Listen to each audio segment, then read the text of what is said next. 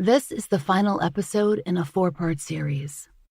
Please listen to Carolina Girls episodes 1 through 3 before listening to Carolina Girls episode 4.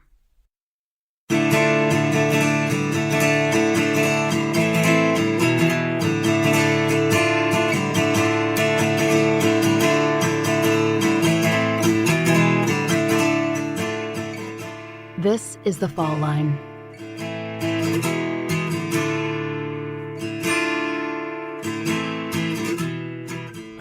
I had been a detective for about 6 months, and this will forever be a case that will stick with me, kind of haunt me until there's some kind of resolution to it.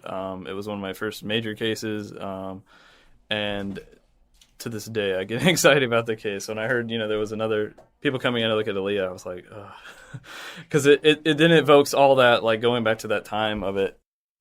Though this is the final episode in the Carolina Girls series, know there could have been dozens more, season after season, about the missing and murdered of these two states. There are plenty more that need attention. Not just Carolina girls, but people of all ages and gender identities whose cases are waiting, stalled by time, by lack of leads, waiting for the public to remember them. Girls like Tiffany Nelson of Augusta, right at the South Carolina line, or Malakia Logan in Greenwood, South Carolina, both of whom were last seen riding their bikes around their own neighborhoods. Little girls whose remains would be discovered years afterward, whose stories have no clear and final conclusion. We've told you about Tiffany Nelson before. She went missing just a few years after the Millbrook twins, across town. She was last seen airing up her bike tire at a local convenience store. Though her body was found by a hunter in 2005, that discovery hasn't led to her killer. Malakia Logan's story has similarities. Kia, as she was known, vanished in May of 1988. Greenwood, South Carolina is a college town of less than 25,000 and in the lakelands. Plenty of fishing and swimming and vacationers in the spring and summer. Plenty of bodies of water. Kia lived at the Georgetown apartment complex with her mother, and the Index Journal reports that that's where she was last seen, at around 8:30 p.m. on May 15th, a Sunday, near the basketball courts. She'd ridden over to the courts to play basketball with a group of children, including her older sister. Early reports present a somewhat scattered timeline, but it seems that Kia left the game on her bike. According to the Index Journal, a neighbor saw her right away at around 8:30 p.m. She was noticed missing at 9 p.m., and her bike was soon found leaning against the leasing office door. The search for Kia began that night. By 10:30, it's reported that police officers, volunteer firefighters, and SLED agents, that's the South Carolina Law Enforcement Division, the state's Bureau of Investigation, they were searching.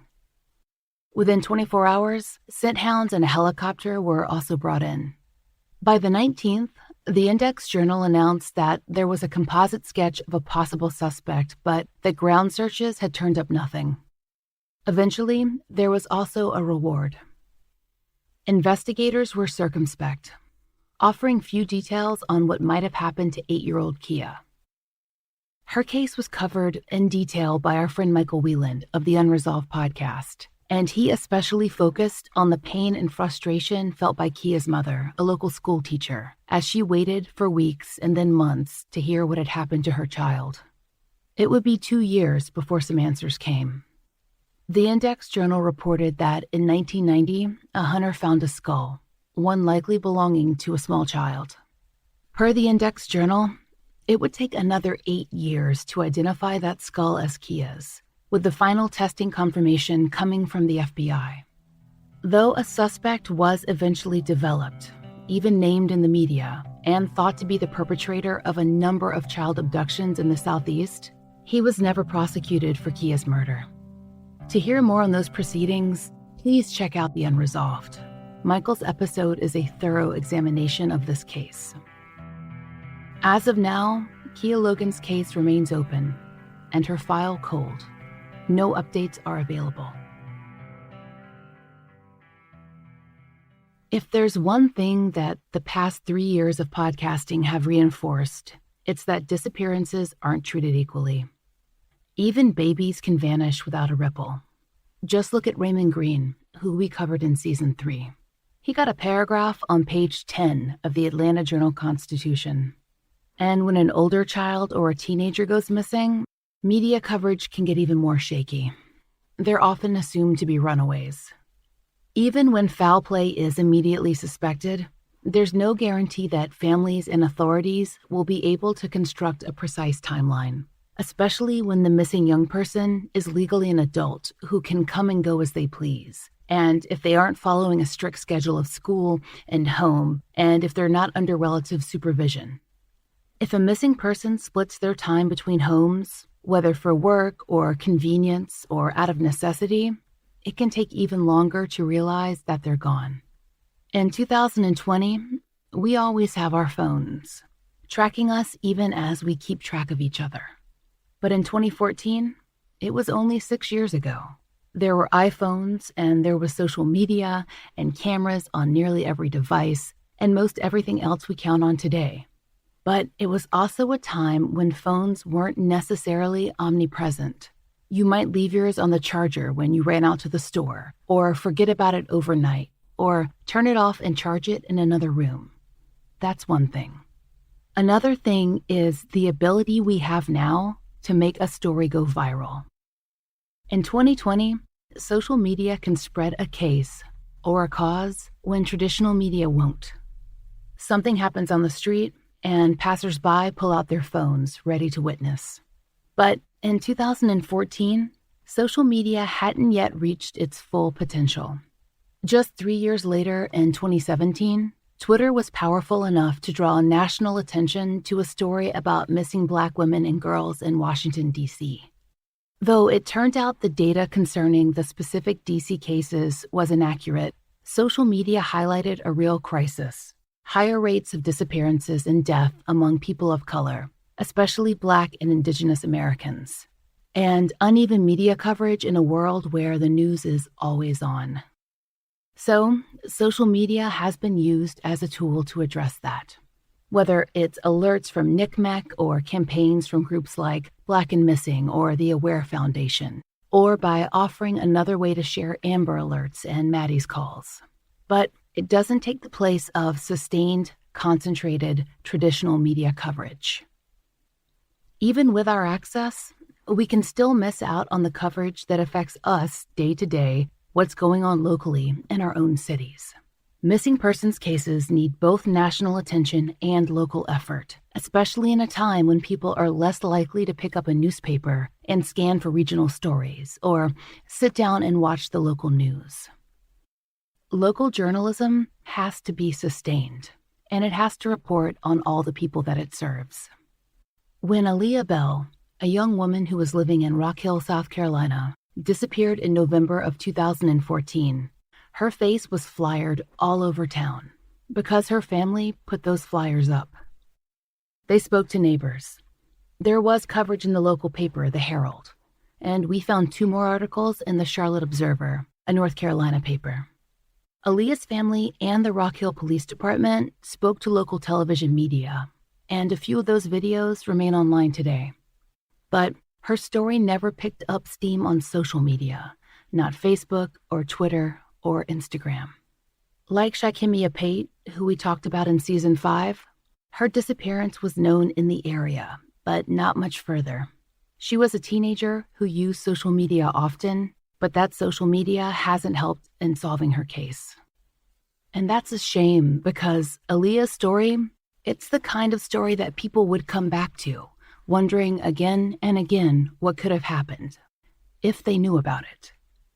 Like Shakimia Pate, Aaliyah seems to have vanished within a few blocks' walk of her own home, in a familiar neighborhood, in a town where she'd lived off and on for years. When we drove up to that town, Rock Hill, we were able to speak with several members of Aaliyah's family, including her Aunt Lateria and her godmother Juanita. We also met with the Rock Hill police detective who handled the case back in 2014, Detective Brooks Fellman, and with Detective Keenan McCrory, who took over at the end of 2019. We asked Detective McCrory, who was born in Rock Hill, to describe the town. So to get to your question about Rock Hill, it's like a bedroom community of Charlotte. We're right, I don't know what, a half hour, maybe 45 minutes away. So typically people go, they work in Charlotte because you can make, really good money, but you can come back to Rock Hill and have a better quality of life because the cost of living is a lot cheaper here. But it's got a big city feel, but it's really honestly like a small town in essence. Like I said, I've grew up here my whole life or whatnot. We only recently in the last, I don't know, maybe 10 years really started becoming like a big city, so to speak. But just a bedroom community of Charlotte, to be honest with you.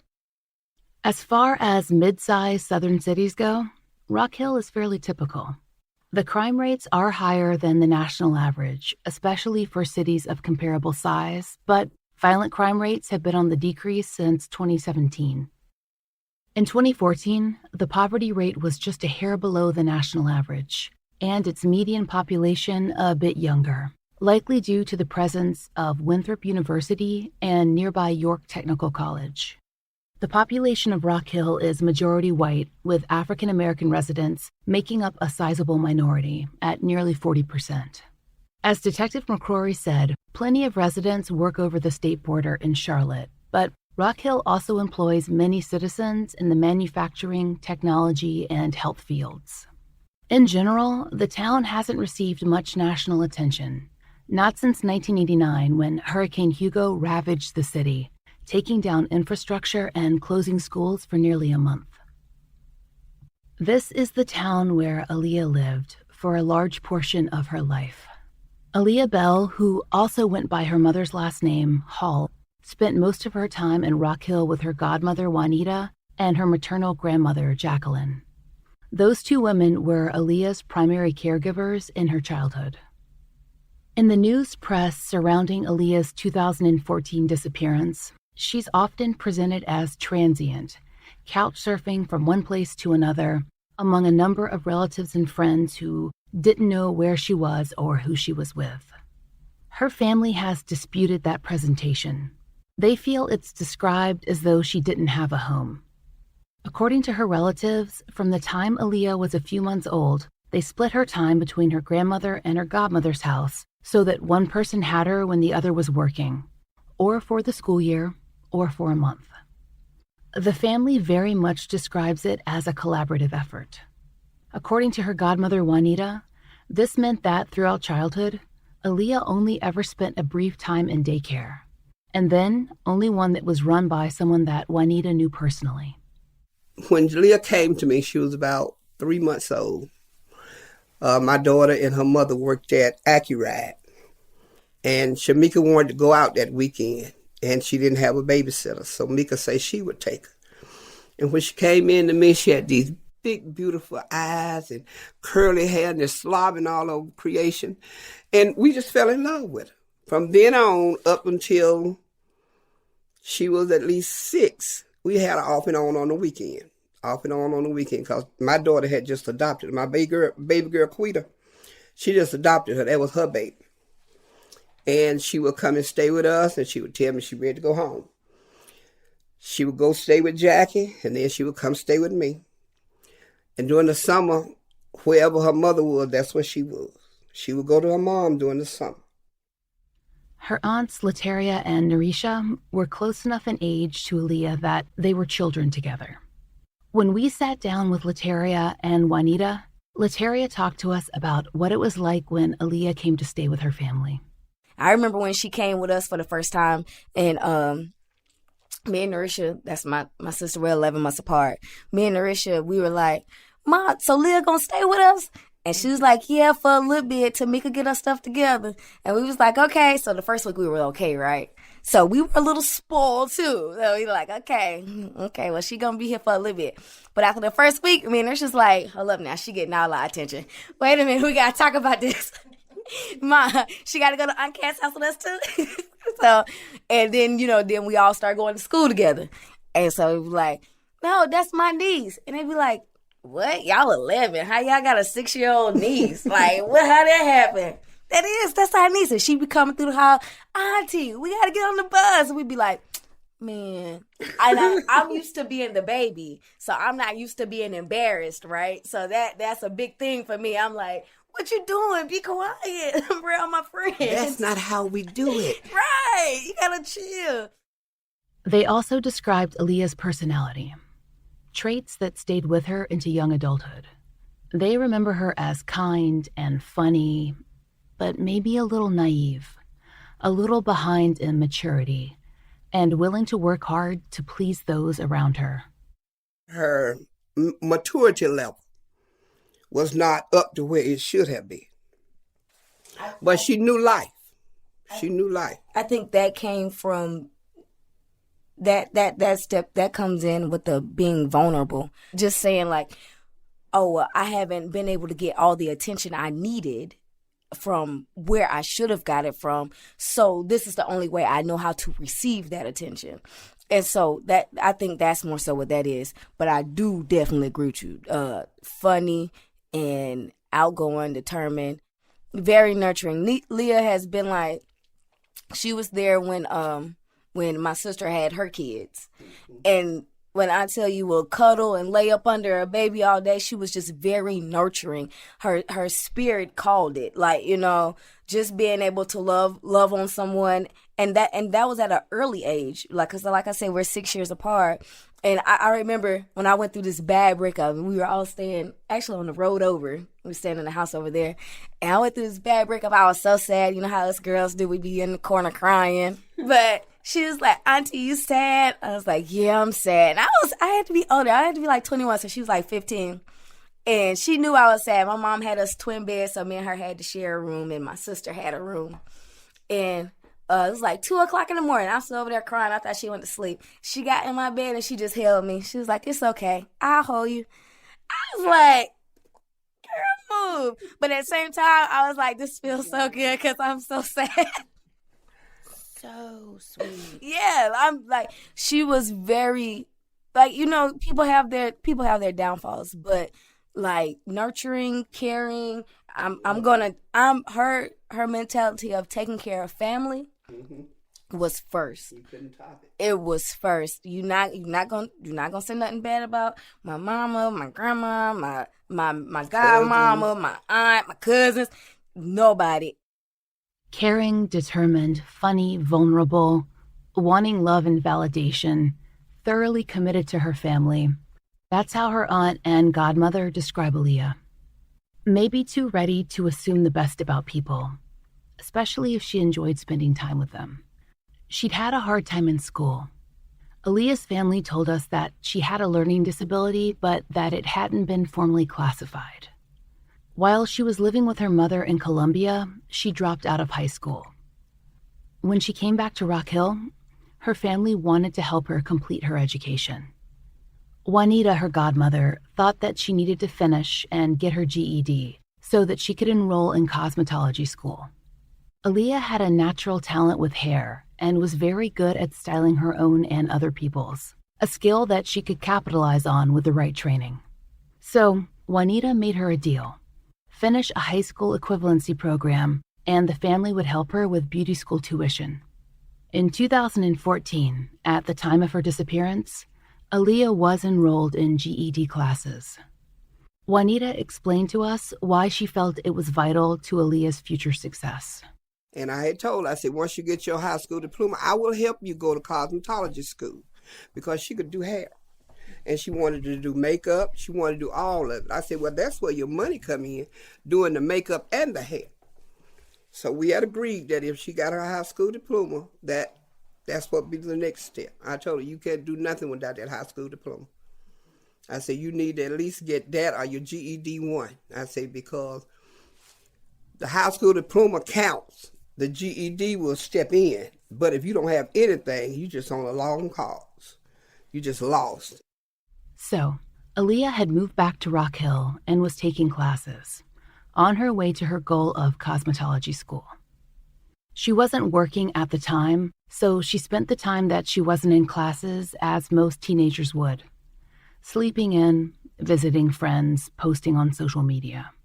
And those social media posts have been analyzed quite a bit, by the local rumor mill at least, to try and find clues as to what happened to her.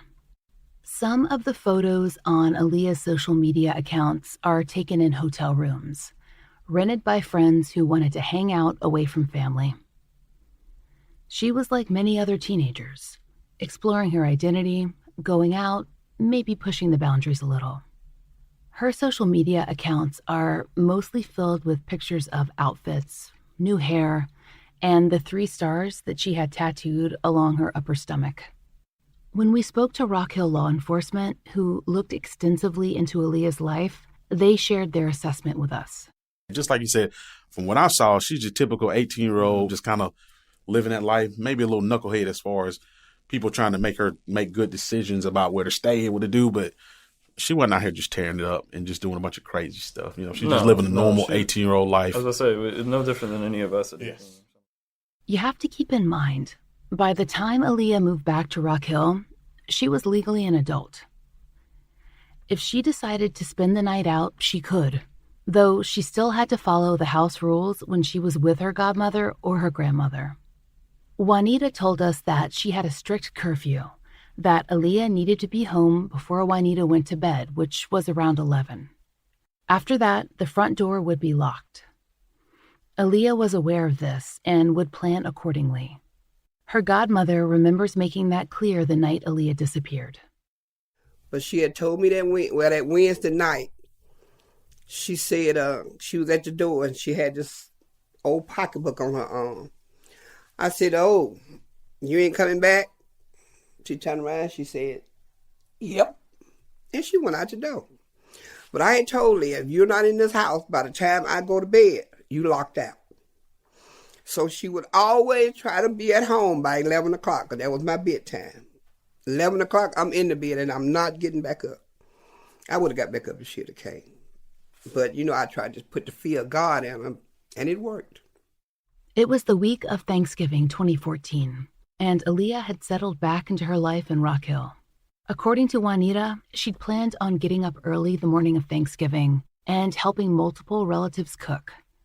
And she'd planned on attending several different celebrations, too. That Wednesday, the 26th, she had plans to go over to her uncle's home. He was a relative on her mother's side, the Halls.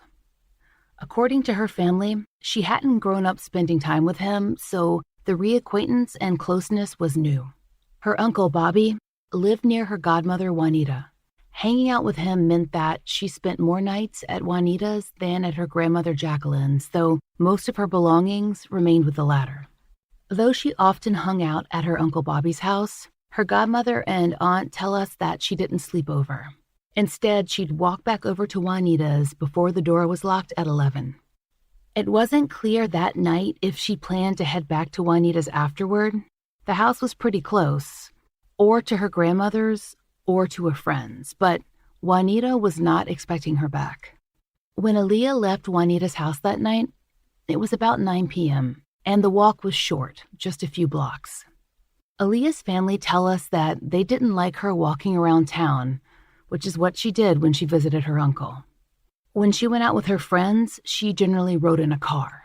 Juanita and her Aunt Lateria talked to us about the path that she would have taken that night. It ain't even 2 blocks. She would come up the side of the house, a little path, and get to the street where the school is. And she would tell me she would run from the school till she get to the bottom end of North Confederate. And she said when she made that jump on the North Confederate, it was light and she could walk. But she told me that was her routine. She would run through the path, get to the light because it's dark through that path. And when she get to the low end of North Confederate, she would walk. But with that being said, it was also said, like, on several occasions, Leah, you don't need to walk at night. Mm-hmm. Leah, this is not the area for that. So in all the smiles and all the, the laughter, that's cool. And being cool with people, like I say, that's okay. But it was also said, you can't do this because this is not the world that it was 20, 30 years ago where everything was cool. People do go missing. People do get hurt. Mistakes happen. To know Leah is to say, oh, I'm a walk home before I get in the car with anybody. Or if anybody try to snatch me up, we gonna have to fight. And all the loving that she had in her, you was gonna have to fight her if you thought you was, if you thought you was just gonna snatch her. No. But she did make it safely over, where her uncle, his wife, and some other extended family were waiting. According to local news reports, she was there for a few hours and eventually decided to return to Juanita's. During her visit, it had begun to storm, a serious torrential downpour. Everyone, the family, local law enforcement, considers it somewhat irregular that she would have decided to walk home in that kind of weather. For one thing, she had just done her hair. According to her relatives, normally she would have avoided ruining it in the rain. It has been reported that she asked a relative to walk her home, but that he declined. So, apparently, she headed out alone.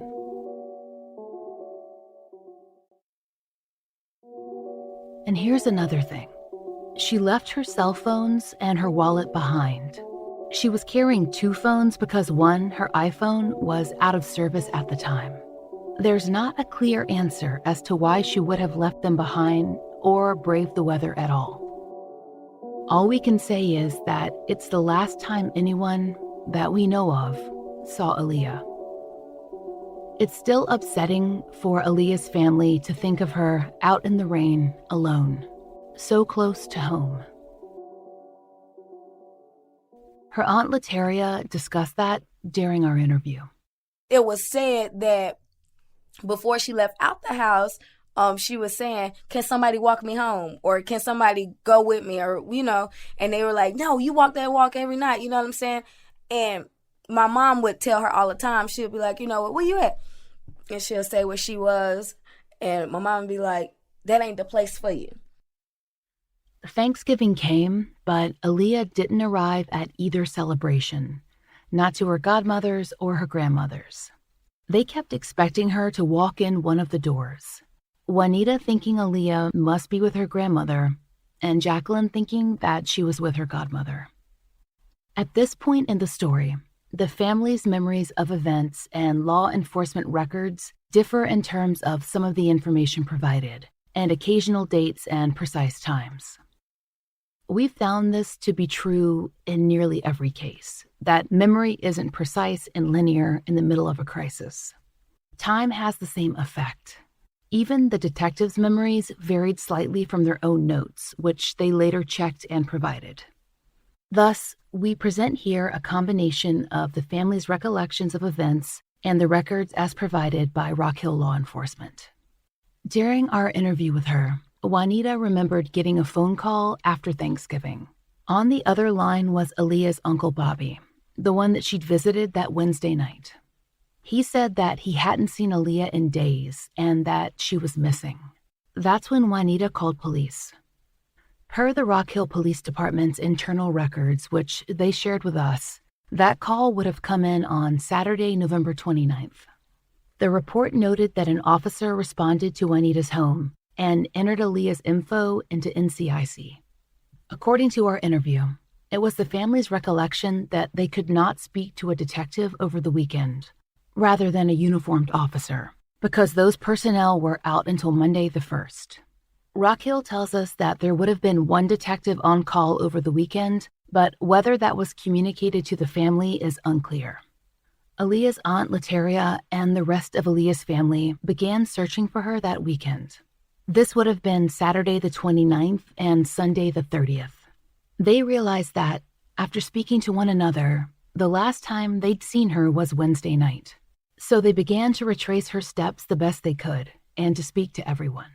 So by then we were doing a lot of action by ourselves on our feet. Mm-hmm. So me and my sisters, her mom, and her other aunt from Columbia, they came down that same Thanksgiving weekend. We spent it passing out flyers and putting up posters and whatnot.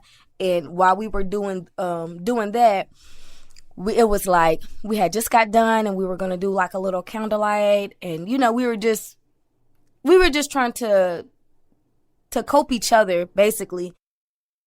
On Monday, when Aaliyah's family came into the station, they met with 2 lieutenants and 2 detectives.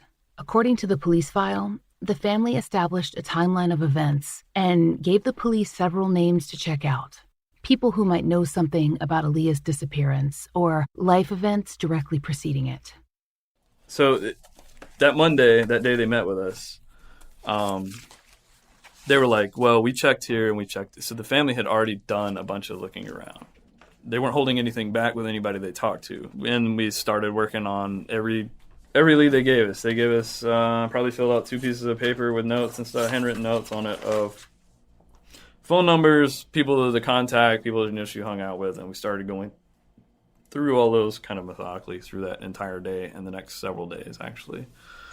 So just from an instinct standpoint, did y'all feel that she may have been in danger from the get-go? Honestly, no, because typically when you get these missing person cases in this agency, we get a lot of, say, runaway juveniles. So, those juveniles, they mad at mommy and daddy for whatever reason. We're able to kind of track some of them down. They maybe stand at a friend's house or whatnot. When we get missing persons cases that are adults, they're usually missing because they want to be missing. They, for whatever reason. And then usually in a day, couple days, we're able to track them down, find them. They say, yes, I'm safe. This is the reason I'm gone. And typically we won't tell the person that reported it if they don't want us to let them know. So we can tell them, hey, we have found that loved one, whoever that person is, but they don't want you to know where they are and whatnot, but we can tell you that they're safe. And this particular incident, as he talked about, you had those several days where she was, missing and whatnot. But again, nobody had any inclination that she may have been in any sort of danger. She just, for lack of a better term, she just kind of vanished. According to internal records, officers began by questioning a number of people Aaliyah had hung out with that November. A sick friend who'd she'd been checking on, a young man whose uncle had an apartment where teenagers could hang out and drink, and a woman in her 20s who considered herself to be Aaliyah's close friend. This woman advised police that she'd heard a rumor that Aaliyah had been seen out on Wildcat Creek Road.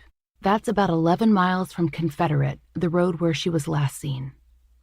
The word was that Aaliyah had been seen with a man in a ski mask.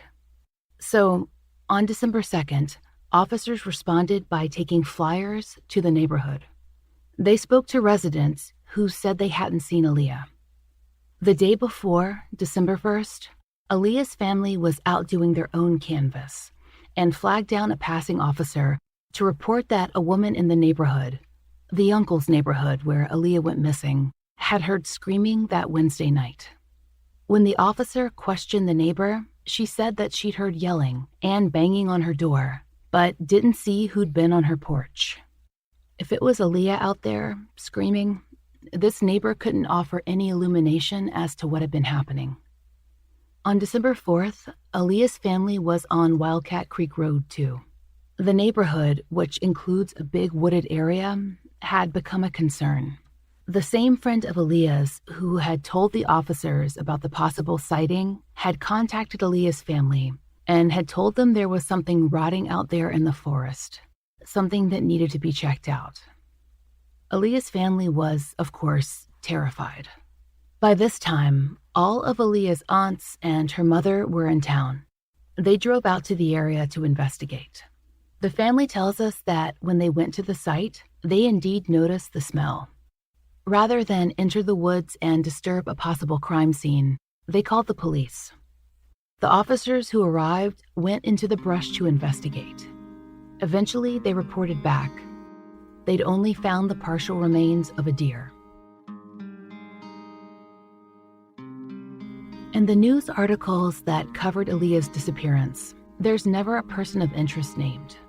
Police interviewed family and friends, but did not, to our knowledge, develop a suspect or a strong theory as to what might have happened, except that Aaliyah probably got into a car. Maybe someone offered her a ride, someone she might know from the neighborhood, or an acquaintance from somewhere else in town. On an average night, there would have been neighbors out on the porches enjoying the evening before the holiday, but the rain was so heavy that most stayed indoors. To our knowledge, no one in the neighborhood reported seeing Aaliyah on the street or getting into a car. In the weeks following her disappearance, there was some speculation, rumors really, that Aaliyah might have been involved with people engaged in serious illegal activity, possibly gangs or sex trafficking. The local police department, who followed that particular trail for weeks, says that these rumors are untrue. Aaliyah was, as they told us, an average teenager. Vulnerable maybe, kind-hearted, but not mixed up with anything serious. Additionally, police told us that Rock Hill simply doesn't see organized gang activity, not on any real scale, and that the sex trafficking rumors probably arose from the fact that Aaliyah and her friends would occasionally rent hotel rooms. There's no support that she was engaged in any sort of consent sex work or that she'd been groomed or trafficked. The young adults just rented the rooms to have a place to hang out and party. The rumors that went around, though, they led to several tips. Police followed up on a number of sightings of Aaliyah, mostly at motels in the local area, but also others in North Carolina and even as far as Atlanta.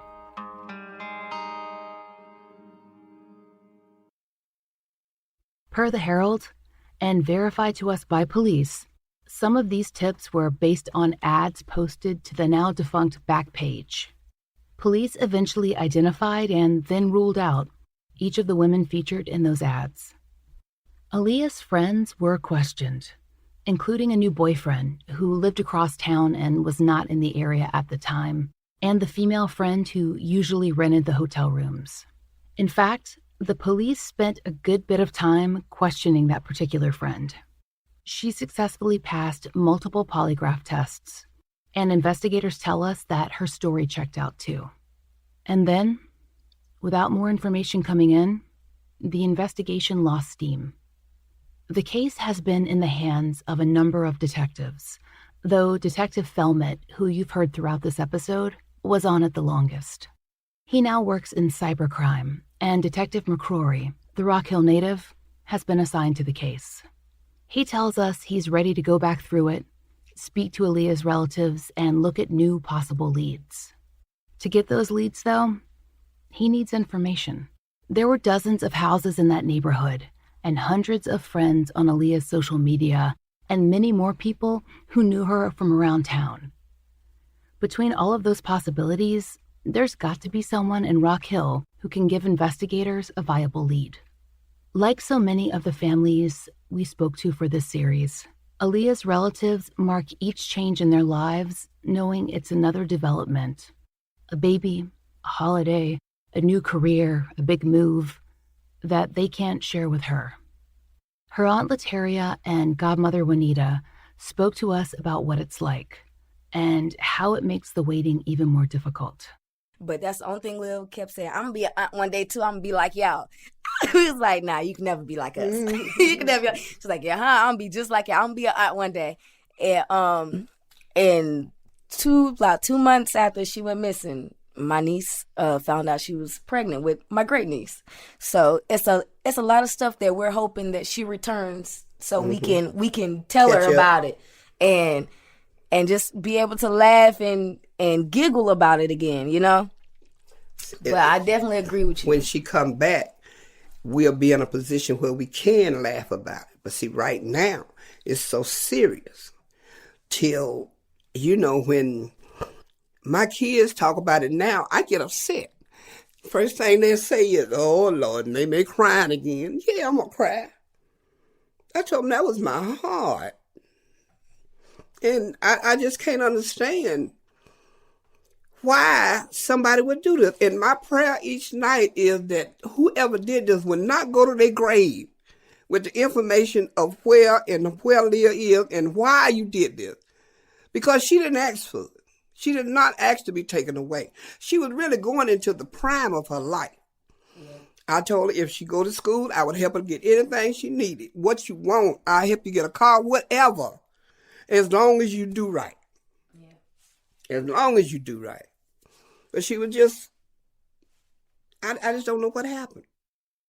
This past year, on her 5th year anniversary, I was scrolling through her Instagram and Facebook like I do like every other night. Mm-hmm. And I found a video. I hadn't heard her voice in 5 years. And it just broke me down because I hadn't heard that voice in so long. And to hear it just made me be like, oh, you got to come home.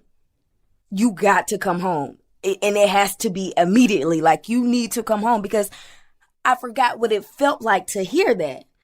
Aaliyah Bell was just 18 years old when she vanished in November of 2014. At the time of her disappearance, Aaliyah was 5'6", 145 pounds, and wore a silver lip ring. She has brown eyes, black hair, and 3 stars tattooed on her stomach. On the night of her disappearance, she was wearing a black pea coat, gray leggings or jogging pants, and blue and green sneakers. She may have attempted to walk home that evening, though it was during a severe storm. If you have any information that could help find Aaliyah, please call the Rock Hill Police Department at 803-329-7200.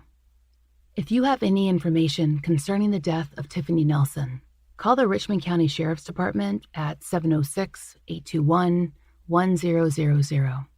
If you know something that can close Kia Logan's case, please contact the Greenwood Sheriff at 864-942-8600. We'd like to thank all the listeners who've taken the time to support our sponsors, leave us reviews, or support our show directly on Patreon or via PayPal. We couldn't do it without you. Special thanks, as always, to Angie Dodd. The Fall Line is created by Laura Norton and Brooke Hargrove and is produced and mastered by Maura Curry. Written, researched, and hosted by Laura Norton, with interviews by Brooke Hargrove. Our research assistants are Haley Gray, Kim Fritz, and Jess Watford. Content advisors are Brandy C. Williams, Vic Kennedy, and Liv Fallon. Theme music is by RJR. Find our merch in the Exactly Right Podswag store, and a portion of our merch proceeds is donated to support the work of the DNA Dope Project. We'll be back soon with a number of new series featuring the cases of missing, murdered, or unidentified adults. In fact, you can expect regular releases from us for the rest of the year. You can follow us at Fall Line Podcast at Instagram and Twitter, the Fall Line Podcast on Facebook, or you can visit our website, thefalllinepodcast.com. If you want more Fall Line while you wait, do check out our show on Stitcher Premium. There, you'll not only get ad-free versions of our current releases, but you'll also get early access releases of special standalone episodes and miniseries. Sign up for Stitcher Premium at stitcherpremium.com. Use the promo code LINE, L-I-N-E, for a free month of premium listening.